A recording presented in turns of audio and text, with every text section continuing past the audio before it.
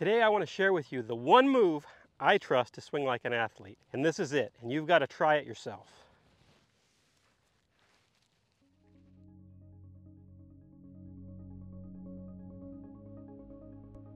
So let me show you one more time. So let me show you what that looks like when I hit one.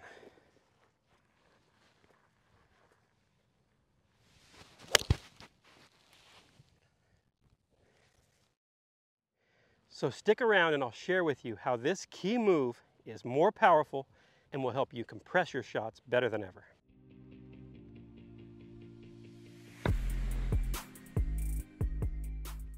Everybody, Milo here. I want to announce the launch of the Athlete Swing. This is a project that's been a long time coming. Over the last 4 years, we've had an online academy that's helped thousands of golfers all around the world. But we really felt it was time to upgrade our core system, making it even easier for our students to follow along and find that success that they've been looking for. So if you're a player that struggles with early extension, early release, the golf swing feeling unnatural, this program is for you. And we've broken it down into 5 easy to follow steps that will walk you through the process, and you'll be able to find the inner athlete. And don't forget, when you join Milo Lands Golf, you also receive monthly swing analysis, access to our live webinars, and much, much more. So if you'd like to learn more about the Athlete Swing and to join, use the link in the description, and we look forward to helping you. So quite a few years back, I made a video talking about what I feel is the most important part of the golf swing. Many people think impact is the most important. I made the argument that the transition is the most important because it leads us into that good impact and it allows us to build and store energy to be delivered through the golf ball. Now on to the most important topic, in my opinion, the transition. This is the key. This is what sets us up to make a good quality golf swing. Now before we talk about the transition in a golf swing, I just wanted to talk about a transition in athletics in general.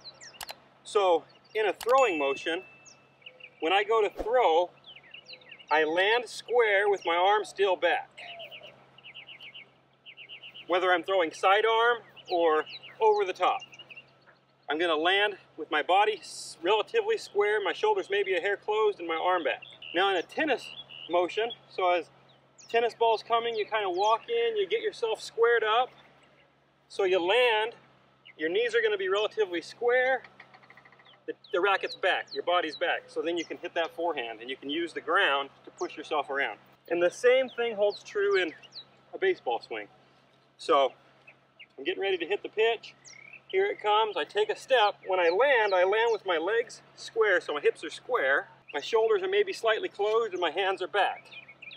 My hands aren't coming forward as I'm re-squaring. Square, hands back. Now that's a common thing among other sports. You've got to land before you launch the club, you're squared back up. So you're not firing your hips early, you're landing square.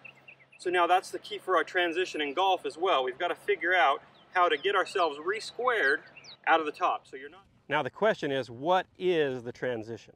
Now the reason I pose that question is that I feel that most people don't quite have this right. And it's something I see constantly on a daily basis on the lesson tee. So many recreational golfers I see trying to create a lot of speed, putting a ton of effort into their downswing, but they're getting nothing but powerless effort. I don't know about you, but I would way rather have effortless power. So I'm going to share with you the keys to creating effortless power and a more athletic golf swing. Now, I would really love to boil this down to the one move that I like to focus on. And that move is the feeling that my hands are continuously being stretched up, back, and away, as you saw with that cord. In the early phases of the downswing, my hands are not accelerating down quickly. They're being stretched, left arm stretched back and away, which really feels like it loads my system and allows me to unleash lots of speed without trying at all. So let's bring out this resistance band and show you a quick drill that can help you develop this exact feel. So if you put the band under your lead foot and then put the band in your grip. Now you can swing it back and you'll feel that you're creating a stretch on that band. As we transition, we don't want to get rid of the stretch.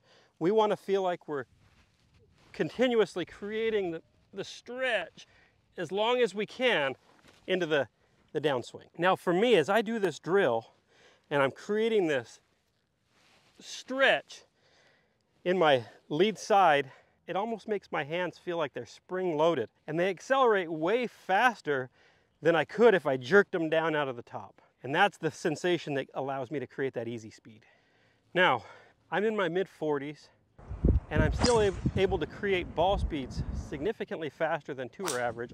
I can fly the ball over 300 yards consistently. Hopefully you can see that. And I've spent time with some of the fastest players in the world, and across the board, all of us feel like our transitions are smooth and our hands are almost floating, not firing down fast early.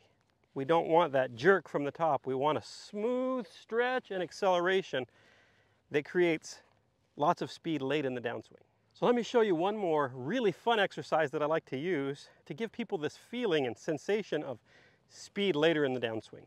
So here we've got a cut-off pool noodle on a shaft. Now, what we want to feel as a sensation is that that pool noodle is staying up. The tip of this is staying up for a long time in the downswing, and then the speed shoots out front. What I see all too often is the speed shooting back that way from amateur players. And often that's because their transition is out of sequence. They're not landing back to the left early enough and creating enough torque to bring their hands along correctly. They are firing and trying to create speed from the top. So let me show you how this looks when done properly. You can see the speed went forward, bounced it off the bucket. Now I want to show you one that's done incorrectly.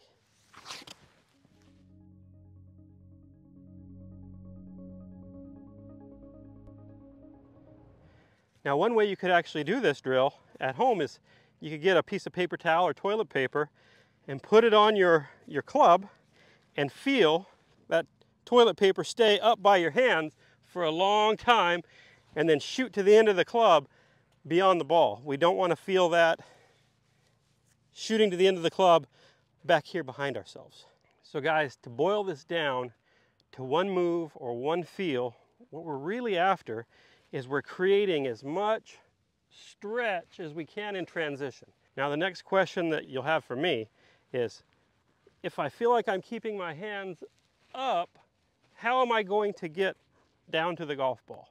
Well, there's quite a few things happening here, but number one, we're going to feel like we are aiming our chest a little bit more down. And number two, that stretch is impossible to actually keep. We don't actually want to stretch this and leave it stretched forever. It's gonna bounce. Just like that cord wanted to pull my hands down, at some point, my hands are gonna be spring loaded and they're gonna fire. And they're gonna send all that energy right through the golf ball. So I'm not gonna have a problem getting down to the golf ball. This principle is why the swings we see on tour look so effortless, easy, flowing, yet they create tons of power. And in my opinion, this is the true essence of an athletic swing, whether it be in golf or any other sport. Player has to learn to create a proper transition where they stretch the system out. A baseball player walks away from their hands. A pitcher takes a step as their hand goes away. A golfer transitions as their hands are finishing the backswing.